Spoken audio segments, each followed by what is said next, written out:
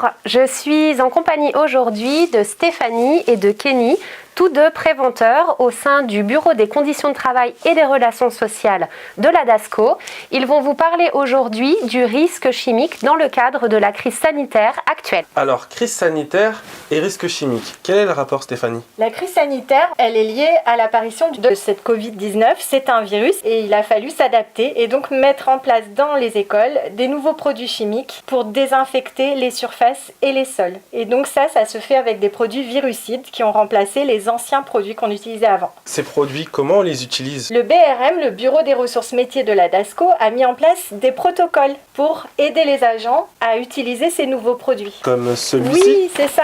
C'est ces protocoles en fait qui ont été distribués dans les écoles via les casques et que normalement les agents ont affichés dans leur salle des agents. Et dessus, il y a plein de choses d'expliquer. Donc le type de produit, par exemple, c'est l'alcachlore, le déterquat qui sont utilisés pour les sols, l'apaisin ou le primactyle pour les surfaces. Les dosages sont expliqués dessus, ainsi que le matériel à utiliser. Mais je lis sur le protocole, Stéphanie, qu'il y a écrit que ces produits sont dangereux, à côté d'un point d'exclamation. Et oui, parce qu'en fait, ce sont des produits chimiques. Et en quoi ils sont dangereux? Sur les bidons, la plupart du temps, il y a des étiquettes. Donc c'est important de les lire parce qu'elles donnent des informations très importantes pour justement savoir comment on les utilise, de quel danger on doit se prémunir. Par exemple, pour un cas concret, ici il y a un petit losange rouge. Ce sont des pictogrammes qui représentent le danger principal du produit. Ici on a un pictogramme qui veut dire que c'est corrosif. Si tu prends une goutte sur la peau, ça ronge. D'accord. Et on a des moyens de se protéger? Oui, est-ce que tu sais ce que c'est que les EPI? Je ne sais pas. Alors ça veut dire équipement de protection individuelle. Par exemple,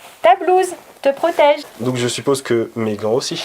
Oui, par exemple, quand tu utilises ce produit qui est corrosif, Oui. eh bien il faut mettre les gants. Pour protéger mes mains, justement, du C'est produit. ça. Et après, tu as d'autres EPI qui sont utiles, comme les lunettes de protection, qui vont éviter que si une goutte t'éclabousse, que cette goutte atterrisse dans ton œil. Donc pareil pour le masque, je suppose, qui protège de la Covid. Il protège de la Covid et en même temps, il peut aussi protéger les agents qui nettoient les cours avec les poussières qu'on peut générer quand on passe le balai ou le souffleur de feuilles. En plus des étiquettes, il y a aussi un autre moyen d'avoir des informations sur la dangerosité des produits. Ce sont les fiches de données de sécurité, les FDS. Et si jamais vous avez besoin de renseignements concernant ce FDS, vous pouvez vous renseigner auprès d'un assistant de prévention du pôle prévention des risques professionnels de la DASCO. Pour avoir la liste complète des EPI, donc des équipements de protection individuelle, vous pourrez regarder l'épisode 2 sur la mise en pratique par les agents du protocole d'entretien. Mais du coup, qu'est-ce que je fais de tous mes anciens produits? Est-ce que je peux encore les utiliser? Non, Kenny, tu peux pas les utiliser parce que les nouveaux produits ne sont pas compatibles avec les anciens. Et ça peut avoir des conséquences sur ta santé si jamais tu les mélanges. Mais je vois pas comment la réaction de ces produits peut être dangereux pour ma santé. J'arrive pas à visualiser.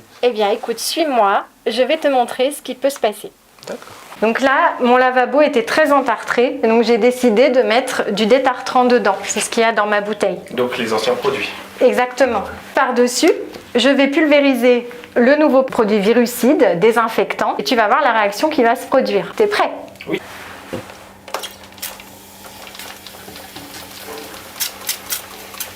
Tu vois, alors ça fait une réaction chimique qui mousse, et donc ça fait un dégagement gazeux. Si tu le respires, mais en fait ça va te brûler les muqueuses et piquer les yeux. Effectivement, j'ai bien compris qu'il y avait des réactions chimiques avec les produits, mais est-ce que ça veut dire que je peux quand même tous les ranger au même endroit ou je dois faire attention? Ça peut être dans le même local, mais à condition que ce local, idéalement, il doit être ventilé. Et ensuite, les produits doivent être séparés par famille. Par exemple, tous les produits virucides qu'on utilise en ce moment ensemble, les détartrants, tout ce qui est acide, donc le vinaigre, tout ça, c'est ensemble, mais séparés des produits virucides. L'idéal, ça serait de prévoir des bacs de rétention. C'est des bacs qui permettent de récupérer les fuites éventuelles de produits. Qu'est-ce que je fais des anciens produits que j'avais? Alors, les anciens produits, s'ils sont périmés, en fait, ils doivent être éliminés. Dans ces cas-là, il faut se rapprocher de vos assistants de prévention, du bureau de prévention, pour connaître la procédure pour les éliminer. Par contre, concernant les produits virucides, quand les flacons ou les bidons sont vides, en fait, il suffit de les rincer à l'eau claire froide, d'enlever l'étiquette si possible du bidon ou du flacon et de jeter le bidon ou le flacon dans la poubelle ménagère. Si vous nous avez bien suivis, voilà ce qu'il faut retenir. Je me protège avec mes EPI. Je lis les consignes, protocoles et les étiquettes. Je ne mélange pas les produits ensemble.